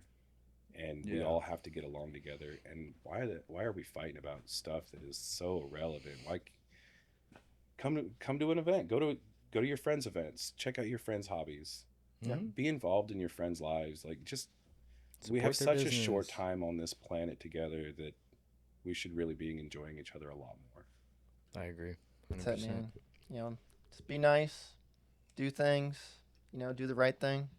That's it, man. It's harder to be a piece of trash than it is a good person. God, yeah, you can say that again. The world's already difficult enough, you know. Like, Yeah. don't make it worse. But it's really it. Absolutely.